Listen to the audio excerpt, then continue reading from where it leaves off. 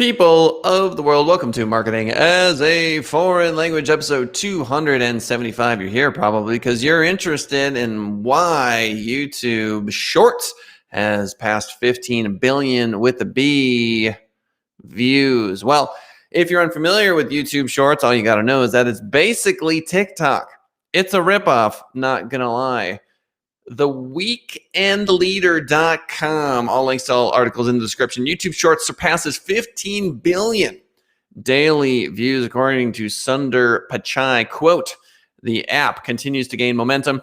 We've been rolling it out everywhere YouTube is available in more than 100 countries worldwide. Pichai, this is, of course, the CEO of Google, said during the company's earnings call late on Tuesday. So it just goes to show that the internet is basically the same thing. It's either words, video, or sounds. That's it. That's the whole internet. And so when you come up with a new format like TikTok did, where you're scrolling up and you're putting in a fun new format, then all of a sudden people are like, yeah, we want to use this. Now, YouTube Shorts is going to gain a lot of momentum because Alphabet, the company that owns YouTube, and Google has all of the money. Now, TikTok, for the first time ever, a Chinese-owned company, is really dominating some space. And so the Americans, of which I am an American, are seeing some legitimate competition. Now, if you haven't tried out YouTube Shorts, here's why you should. Just the other day, I made my first YouTube short. When I logged in, I realized, yeah, this is basically TikTok. It could not be more obvious that it is simply a ripoff of TikTok. Here's the thing. If you already have YouTube subscribers and you're making TikToks and maybe it's not going in the direction you want it to in terms of the amount of people that are watching, the number of likes that you're getting, then YouTube Shorts makes a lot of sense. Here's the problem. We're spending all of our time creating content on the never-ending amount of platforms. So YouTube Shorts, TikTok, Facebook, what else is relevant? LinkedIn, etc. Point being that because there are so many people on YouTube Shorts nowadays, you really should check it out. Back to the article. In April, the platform announced that it continues to gain popularity with over 6.5 billion daily views as of March. So they are growing rapidly. They rolled it out in India in September of last year. Pichai said the global shift to online video and streaming continues with over 2 billion monthly active users now and 1 billion plus hours of video watched every day on YouTube. So obviously they're going to see a lot of advertising revenue. Shout out to Mahi1 coming to us in chat from Twitch. Hey to you. If you want to join us for the live show, 10:30 a.m. Pacific Standard Time is when you can do so. We're on Twitch. We're on youtube.com/SundarRising. We're everywhere. Google sets all-time records as search and YouTube profits soar. This one from TheVerge.com. Last quarter, Google rolled out roared out of the post-pandemic peak period with a record $17.9 billion in profit. Here's all you need to know. Back in 2010, profit was $6.8 billion for Google. It's $61.9 billion now. As an agency owner, I can tell you the reason why the profit is so incredibly expansive over the last few years is because small business owners don't really have a good alternative. You can go and do Bing ads. You can try Facebook ads with demographic targeting. But at the end of the day, Google remains dominant. Mahi1 in chat writes, you are quite underrated on Twitch. Thank you, Mahi1. I appreciate that. That's very nice of you to say. Tell a friend. So if you want to join us on Twitch, if you're a Twitch or twitch.tv, Kautzmania is what you want to look for. Kautzmania is what you want to search for. Back to the article. One big question was whether this quarter for Alphabet, which again is the company that owns YouTube and Google, if their fast-growing Google Cloud business would stop hemorrhaging cash after the bleeding slowed to just under $1 billion in Q1. While the division still isn't profitable, Q2 shows it only lost $591 million.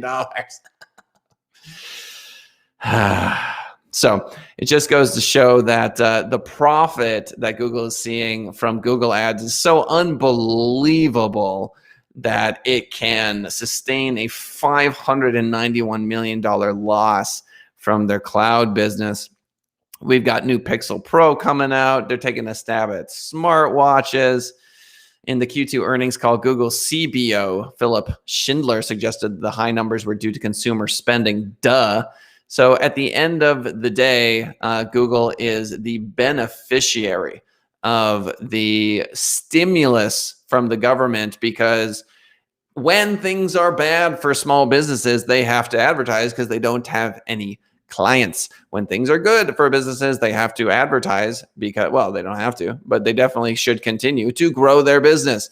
This is why advertising will remain a constant in the highs and lows. Believe it or not, during the pandemic, my particular agency, senditrising.com, only lost 10% of our clients. I know other ad agencies that hurt a lot more than we did. Maybe it's just because I have the best team on the planet. Google sets all-time records as search and YouTube profits soar. Also, their stock has gone up $1,000 in the last 365 days. So Microsoft says LinkedIn is now a $10 billion business. This from ZDNet.com. LinkedIn is now a $10 billion source of annual revenue in its own right, as are gaming and security, according to Microsoft officials. Over the past 3 years, Microsoft has turned security and gaming into a $10 billion annual business for the company. As of July 27th, Microsoft added a third $10 billion business to that list. That would be LinkedIn. For those of you that are wondering, we are currently running LinkedIn ads to lawyers to try to sell them on something called Google Screened, which is something where the profile picture of a lawyer will appear in search when people click on that particular ad. Obviously, the lawyer is charged, but it's a great advertisement. Now, LinkedIn is way cheaper to advertise to lawyers than any other thing I can possibly imagine. And so via LinkedIn, a lot of people are spending a good chunk of change. There are a ton of emails I get every day from companies around the world saying, hey, we will do LinkedIn lead prospecting for you. And what they mean by that is they will go to LinkedIn, they will create posts, people will begin to like those posts, they will comment on other people's posts, they will warm up the person in question, and then they will ask for that meeting. And so LinkedIn for recruiters is an incredibly important space. LinkedIn for businesses is an incredibly important space. Ergo, I am not surprised that LinkedIn is now a $10 billion business. TechCrunch.com, Twitter launches US e-commerce pilot that lets users shop from profiles. Now, I have been very vocal about how I think Twitter is largely a dumpster fire. That being said, I think that the e-commerce pilot is actually pretty smart. I think super follows are stupid. I could be just naive, but it seems to me that there's so much great content all over the internet. What is Twitter offering that cannot be enjoyed somewhere else? I don't fully understand it. I feel like Twitter is a bit of a dinosaur. That being said, while I think super follows are super stupid, I think Twitter launching an e-commerce pilot where people can shop from their profiles makes a lot more sense. If I'm on Twitter and I'm following someone and they're a chef and they're selling a specific thing, then sure, I might be more interested in buying it there if it's not on Amazon. And so here I see a revenue model for Twitter that may actually work. Twitter this morning, according to the article, will launch a pilot in the US aimed at testing the potential for e-commerce on its platform. The company is introducing a new shop module that offers brands, businesses, and other retailers the ability to showcase their products to Twitter users directly on the business's profile. Users will then be able to scroll through a carousel of product images. Now, if you could also purchase a service or reach out to an individual on Twitter via phone call, etc., I think that's pretty cool. So hooray, Twitter. You came up with an idea that I don't think is an absolute dumpster fire. Final article of the day, PCMag.com. Think email marketing is dead. You're dead wrong. Okay, so we all know how annoying it is to be receiving countless emails that are irrelevant. They are spam. They are garbage. Spam filters can only do so much. And I think by and large, all of us are very sick and tired of these emails. Yet they work, which is why people continue to do them. Now, there are a number of email marketing platforms, Campaign Monitor, GetResponse, Constant Contact, MailChimp, etc., that are doing just fine in the pandemic. And this is because email marketing continues to be relevant as much as it makes me crazy. it continues to be relevant. So, should you be email marketing for your business? Yes, it is part and parcel of the landscape. Will it ever go away? I don't know. If you're a large business like a casino, you live and die by your email list. Many hotels can instantly increase bookings by sending out some discount. It's relevant, just is what it is. Let's recap. YouTube Shorts surpasses 15 billion daily views. Good for them. If you're not on YouTube Shorts, I highly recommend you take a look because, again, you can get organic visitation from a feed in YouTube called the YouTube Shorts feed that you otherwise wouldn't get traffic from. If you're on TikTok, making shorts is as easy as creating a TikTok. Google sets all-time records as search and YouTube profits soar. 2021, 61.9 billion in revenue. In 2010, only 6.8 billion. So they have gone up an order of magnitude, I want to say. Microsoft says LinkedIn now a $10 billion business. Comes as a surprise to absolutely no one. Twitter coming up with a good idea, launching e-commerce pilot on their profile where folks can just shop straight from it.